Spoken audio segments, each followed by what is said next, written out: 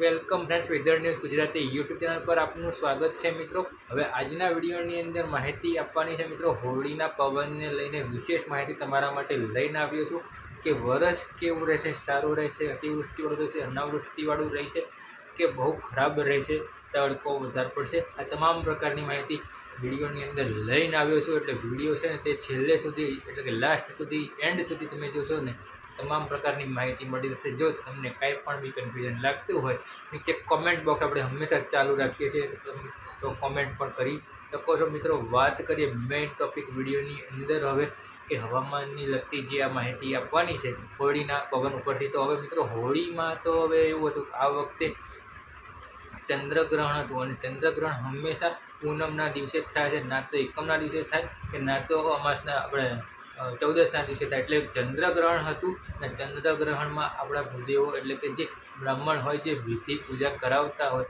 તે લોકોનું એવું માનવું હોય છે કે જે સારું કાર્ય હોય તે ગ્રહણ દરમિયાન નથી થતું હોતું ને જે રીતે ગ્રહણ દરમિયાન તમે લોકોએ જોયું પણ બી હશે કે ઘણા બધા મંદિરો લગભગ તમામ પ્રકારના જે પણ બી મંદિરો હોય છે તે 6થી લઈને 12 કલાક વહેલા, ઘણા મંદિરો 8થી 12 કલાક વહેલા પણ જે હોય છે તે પૂજા આરતી કરીને બંધ કરી દેવામાં આવતા હોય છે, જેથી કરીને ગ્રહણની કોઈ પણ પ્રકારની અસર જે છે તે મંદિરોમાં ના થાય। તેના માટે ગ્રહણ એક ખૂબ ખરાબ સંકેત ગણાય છે આમ તો, પરંતુ એટલે હવે હોળી જે છે તે મિત્રો કોઈ મિત્રોએ લગભગ હોળી જે છે તે પૂનમના દિવસે નહીં કરી હોય, એક દિવસ અગાઉ કાં તો એક દિવસ બીજા દિવસે જ હોળી કરી છે। એટલે આ વખતે પવન તો કાંઈ એવું તો હશે નહીં કે ચલો હોળી અગાઉના દિવસે કરી છે, લગભગ બધા એક દિવસ વહેલી જ કરી છે એવું તો હશે નહીં। પવન વહેલો ફૂંકાઈ જાય ને આપણી માહિતી આપી દઈએ તો એ વસ્તુ પણ ખોટી છે। એટલે પછી હવે આપણે એમાંથી એક નવો રસ્તો કાઢ્યો કે સેટેલાઇટના માધ્યમથી આપણે ચેક કર્યું તો પવનની જે દિશાઓ જાણવા મળી છે મિત્રો, પવનની દિશાઓ જાણવા મળી છે, વાયવ્ય દિશાના પવનો જે છે તે ફૂંકાયા છે અને વાયવ્ય દિશાના જે પવનો ફૂંકાયા હોય એ વાયવ્ય દિશાના પવનોની અંદર વરસાદનું પ્રમાણ ખૂબ સારું રહેતું હોય છે, આવનારું જે વર્ષ છે તે સારું થતું હોય છે। આવા પ્રકારના ખૂબ સારા સંકેત જોવા મળી રહ્યા છે અને તોફાની વરસાદના પણ સંકેત જોવા મળી રહ્યા છે। જેમાં ચોમાસું શરૂ થતું હોય ત્યારે પહેલું વાવાઝોડું આવશે તેવા પણ સંકેતો આ પવન હોય આવા સંકેતો આપ્યા છે।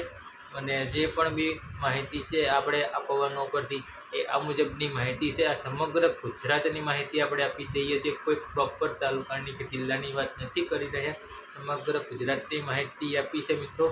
અને હજી તો આ પહેલું પગથિયું હજી આપણે પાર કરી રહ્યા છે। આના સિવાય જે ચૈત્રી દનૈયા, જેમાં 12 દનૈયા હોય છે તેના વિશે, જે ચૈત્રી દનૈયા કેટલા દનૈયા તપે છે, અખાત્રીજનો પવન શું છે, એ બધી માહિતી એકત્ર કર્યા પછી જે પરફેક્ટ રીડિંગ આવતું હોય છે તે ચોમાસાની માહિતી છે તે આપણે નેક્સ્ટ વિડીયોની અંદર આપીશું। પણ આ વિડીયોની અંદર ખૂબ સારા સમાચાર, જે ખૂબ સારા સંકેત મળી રહ્યા છે કે પવનની જે દિશાઓ છે તે વાયવ્ય દિશાની તરફથી પવનો ફૂંકાયા છે, જે ખૂબ ઉત્તમ ગણી શકાય મિત્રો। એટલે આ પ્રકારની માહિતી અત્યારે હાલ અમને સામે આવી છે જે હોળીના પવન જોતાની સાથે। તો મિત્રો અત્યારે હાલ આ વિડીયો ટૂંકી માહિતી આપવા માટે આપણે આ વિડીયો બનાવ્યો હતો।